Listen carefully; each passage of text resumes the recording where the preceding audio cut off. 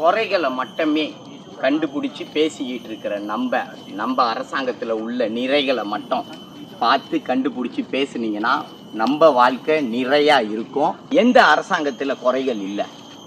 இதுக்கு முந்தைய அரசாங்கத்திலையும் பல குறைகள் சொல்லி தான் இன்னைக்கு இந்த அரசாங்கத்தை நம்ம தேர்ந்தெடுத்தோம். நம்ம கொண்டு வந்த அரசாங்கத்தில் குறைகளை கண்டுபிடிக்கிறத விட்டுட்டு நிறைகளை மட்டும் பாருங்க.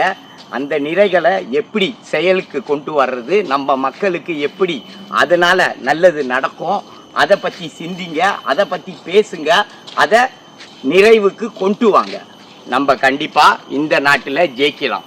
இந்த அரசாங்கத்தில் குறைகளே இல்லைன்னு நான் சொல்ல வரல, குறைகள் இருக்குதான். அந்த குறைகளை எப்படி நம்மளுக்கு சாதகமாக ஆக்கிக்கிறதுன்றது தான் இன்னைக்கு நம்ம பார்க்க வேண்டிய விஷயம்.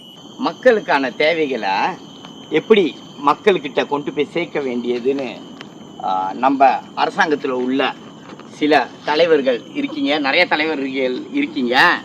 நீங்கள் தான் பார்த்து அதை செய்யணும். ஏன்னா நம்ம மக்களுக்கு அந்த தேவைகளை போய் எப்படி எடுத்துக்கணுன்னே தெரியல.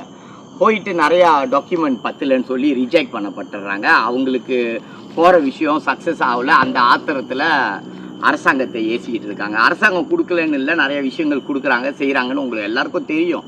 அதை எப்படி எடுத்துக்கணும்னு தெரியாதனாலேயே பிரச்சனையாகவே இருக்குது. அதனால் நான் என்ன சொல்ல வரேன்னா, இது சம்மந்தப்பட்ட நிறைய தலைவர்கள் இருப்பீங்க, எல்லாம் ஆஃபீஸ் வச்சுக்கிட்டு நிறைய விஷயங்களை செஞ்சுக்கிட்டு பேசிக்கிட்டு இருக்கீங்க.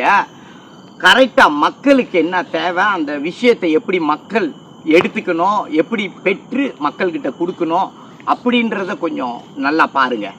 இறங்கி வேலை செய்யுங்க. கடைசி வரைக்கும் அந்த மக்களோட தேவைகள் போய் சேருதான்னு பாருங்கள். அவங்களுக்கு தேவையான டாக்குமெண்ட் எல்லாம் ப்ரீபேர் பண்ணி அவங்களுக்கு தேவைகளை கையில் எடுத்து கொடுத்து அவங்க அந்த விஷயத்தை எப்படி சக்ஸஸாக கொண்டு போகிறாங்கன்னு பார்த்து செய்ய வேண்டியது நம்ம தலைவர்களோட கடமை.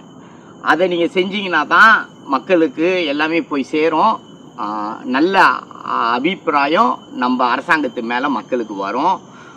இருக்கக்கூடிய இன்னொரு 3 வருஷம் காலகட்டம் இருக்குது. இந்த மடானி அரசாங்கத்து மேலே நல்ல அபிப்பிராயத்தை உருவாக்க வேண்டியது இருக்கிற தலைவர்களோட கடமை. அதை விட்டுட்டு உங்களுக்குள்ளே கட்சி கட்டிக்கிட்டு பேசிக்கிட்டு சண்டை போட்டுக்கிட்டு இருந்தீங்கன்னா எந்த ஒரு புரிஜனமும் இருக்க போகிறதில்ல. இருக்கிற 3 வருஷத்தை நல்ல மாதிரி பயன்படுத்தி மக்களுக்கான தேவைகளை கரெக்டாக செய்யுங்க.